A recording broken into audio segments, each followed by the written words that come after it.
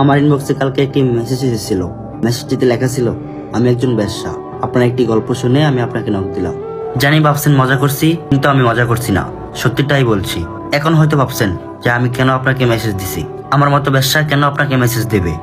আমিও ভাবছিলাম প্রথমে মেসেজ দেব না, পরে ভাবলাম যে মানুষটা একজন বেশ্যাকে নায়িকা করতে পারে, তাকে মেসেজ দেওয়াই যায়, তাই আপনাকে মেসেজ দিলাম। যদি রুচিতে না বাজে তাহলে একটা রিপ্লাই দেন, আমি আপনার সাথে কিছু কথা বলতে চাই। যদিও রুচিতে বাজতে পারে।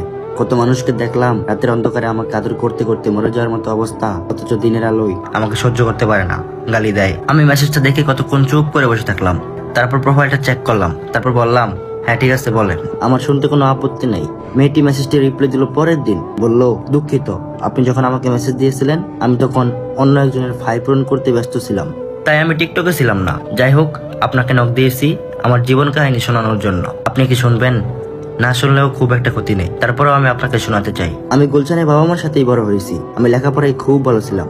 বাবা মার সাথে বাবা মার আদর শাসনে 8-10টা সুখী পরিবারের মতোই কেটে যাচ্ছিল জীবন। কিন্তু বিপত্তি বাঁধলো ইন্টার পরীক্ষার পর। যখন আমি সবার মতো ভর্তি পরীক্ষার জন্য প্রস্তুতি নিচ্ছিলাম, তখনই মা মারা যায় হার্ট অ্যাটাকে। এরপর মাকে চিরবিদায় দিয়ে শুরু হলো আমার আর বাবার পথ চলা। কিন্তু মায়ের মৃত্যুর কারণে আমার আর ভালো পরীক্ষার প্রস্তুতিও নেওয়া হলো না, তাই আর ভর্তি পরীক্ষায় টিকতেও পারলাম না। এর কিছুদিন পরের ঘটনা।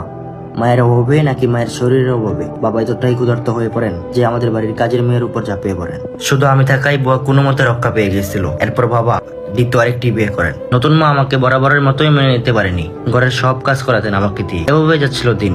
কিন্তু কিছুদিন পর নতুন মায়ের একজন আত্মীয় আমাদের বাড়িতে আসেন। লোকটা সৌদি আরবে থাকেন।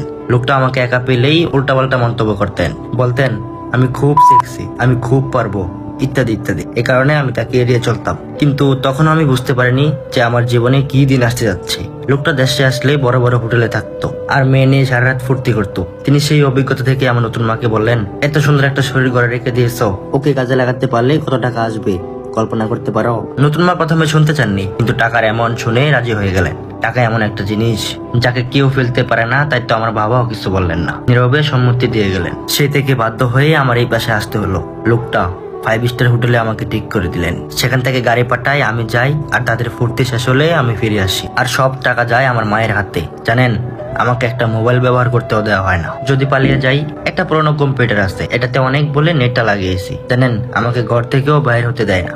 শুধু বের হতে পারি হোটেলের গাড়ি আসলে। হোটেলের গাড়ি আসলেও তারা আমাকে স্বাধীনতা দেয় না, কারণ আমার মতো মাকে তারা হাতছাড়া করতে চায় না।